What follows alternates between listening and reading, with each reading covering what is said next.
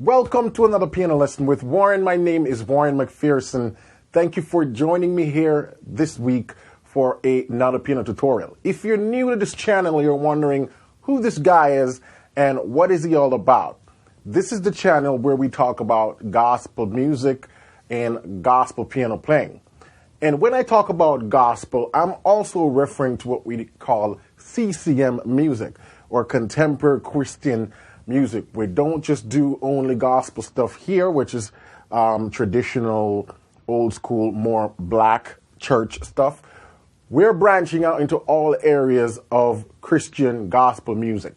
So if you're new to the channel and you want to get weekly update on this stuff, hit that subscribe button below and hit the notification bell so you're notified when we put up new content. For my returning subscribers, thank you for your continued support. Thank you for sharing and liking and commenting. This week we have a very important topic we're going to discuss. 3 important scales for gospel musicians. Most gospel musicians don't even go beyond these 3 scales. They just use these 3 scales because you can get a lot of mileage out of these 3 scales. So stay tuned for that. We're going to discuss that in a bit.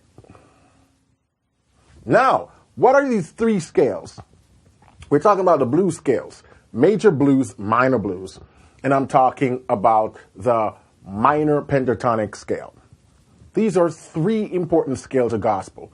The pentatonic scale is another important scale, but the reason I want to focus on these 3 is because they're so closely related, very similar.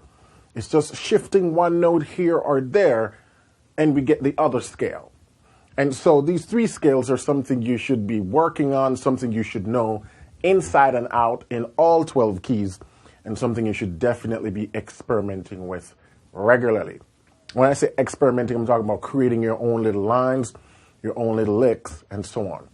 First, let's take a look at the blues scale. Minor blues. A lot of people just refer to it as the blues scale because it's the most popular one. But there's a minor blues and there's a major blues. Let's take a look at the minor blues. Now, the minor blues, it's almost like a derivative of the natural minor scale. So if you're not familiar with the natural minor, let's take a look at C. C natural minor is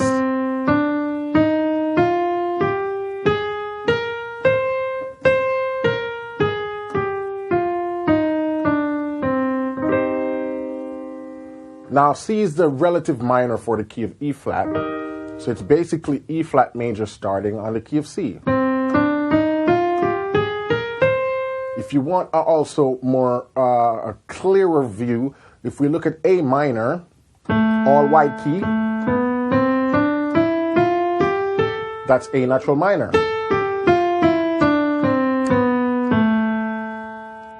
Which is the relative minor for C major. Now, seeing that we're on A, let's start with that, and then I'll jump back to C and show you how it manifests in C also. So if we take that A, natural minor scale, and then we apply this formula. 1, flat 3, 4, flat 5. Some people refer to it as the sharp 4. Same thing. Sharp 4, flat 5. Then the 5, then the flat 7. 1, flat 3, 4, sharp 4, 5, flat 7. That gives you the blues scale. It's very important that you have this formula memorized so you can apply it anywhere. So now if I take the 1, flat 3, 4, sharp 4, 5, and the flat 7. That gives us our blues scale. This is what's referred to as the minor blues. And partly why it's referred to as the minor blues is 1, it shears out of the 1, 2, 3, 4, 5, 6, 7 notes, 6 of them belongs to the natural minor scale. We also have this flat 3, which is a minor third. So all of this is why it's referred to as the natural minor scale. I mean the minor blues scale. So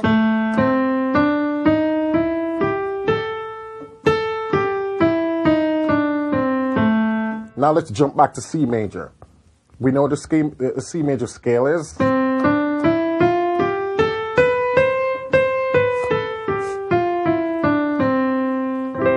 Now if we apply that formula, the 1, flat 3, 4, sharp 4, 5, and flat 7, we get the C minor blues. And that's the scale we use a lot in gospel. When you're playing gospel music, if you want that bluesy sound, that gospel sound, that soul, southern, old school, you have to be using blues scales. So when you see me do,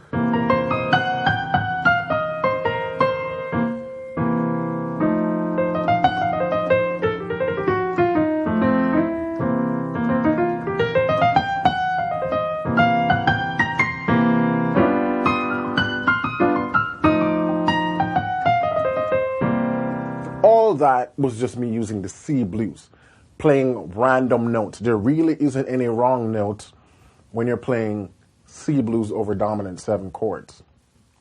So that's scale number 1, and that's the formula. I have a course that I call Everything Blues, and in there I cover all 12 fingerings for the blues scales, both left hand and right hand. So if you want to get the correct fingering for all 12 blues scales, you can check that course out. Scale number 2 now is the major blues. And the major blues, if you take the C major scale and you apply the formula 1, 2, flat 3, 3, 5, and 6, that gives you the minor blues.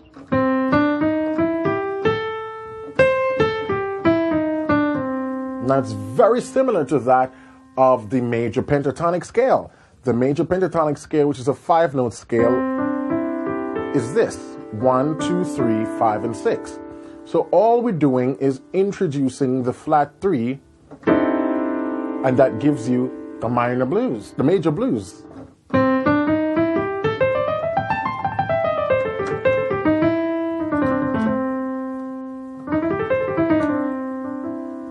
And you can use that the same way when you're improvising.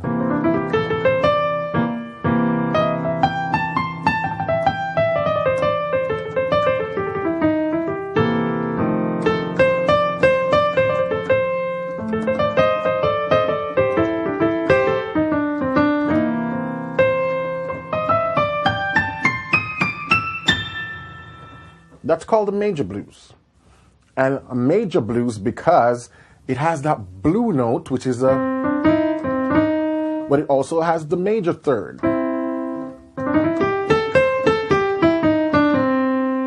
And you might say, Warren, why is that not called minor pentatonic? Because if it's so closer to the pentatonic scale, might as well call the minor pentatonic. Let's jump to that scale. The minor pentatonic formula is 1, flat 3, 4, 5, and flat 7.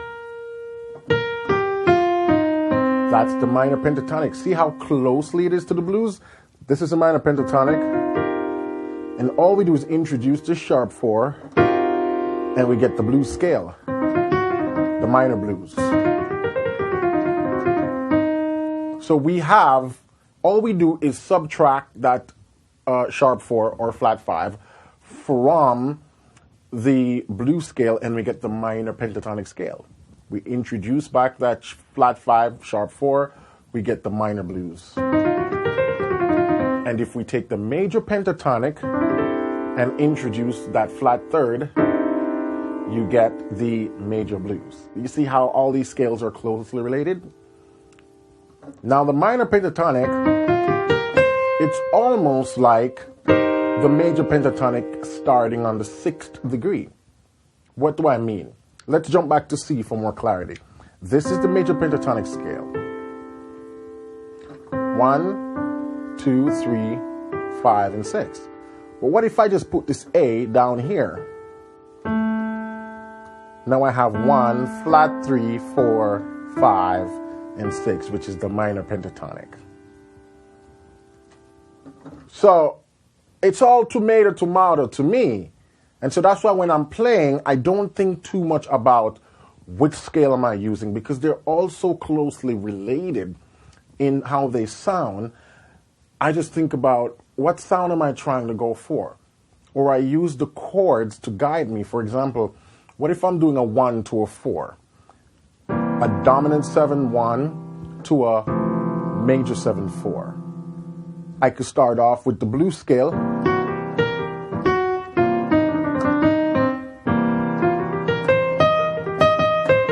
When I go to the 4, I can go, which is now introducing that minor pentatonic scale.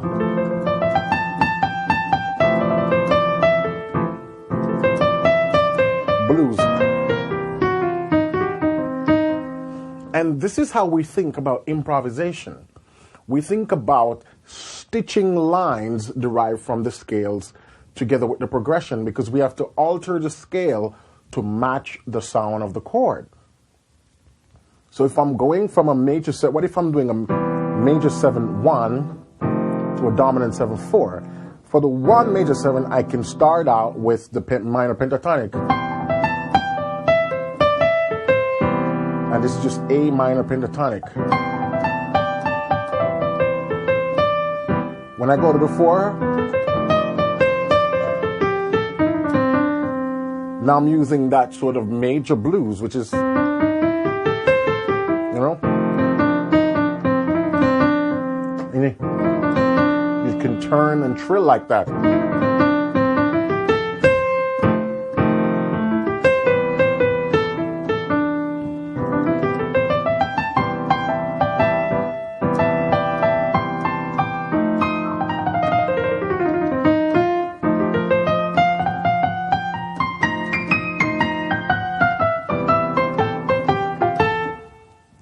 And so on and so forth. Lots of possibilities.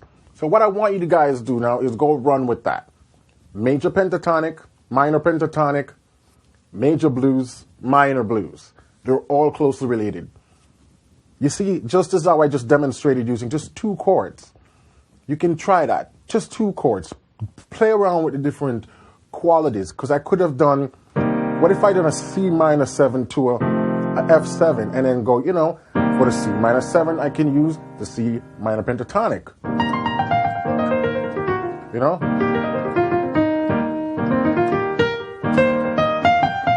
When I go to the dominant 7, I can switch to that C major blues, or I can use, just go to a straight blues scale, which is a C blues scale.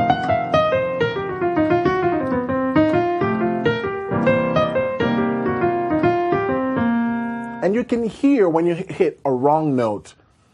And those are great, that's a great learning opportunity. When you're playing improvised stuff and you hit a wrong note, pause and see what wrong note you played, so you can see, why did this note not work? And then you can formulate theories and ideas to go, okay, because it wasn't a part of the key or the scale, or because it's clashing with this note in the left hand.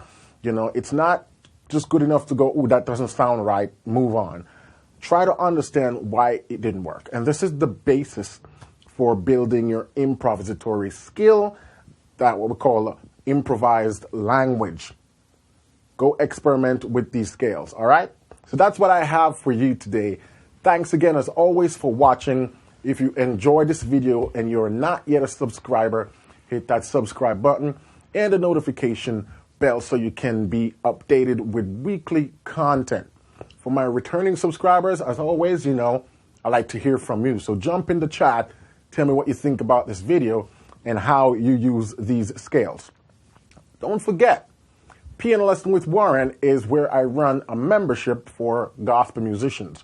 Over there we have a lot of courses from beginner to advanced, and we have tons of song breakdown lessons where you get to see all this theory in real action.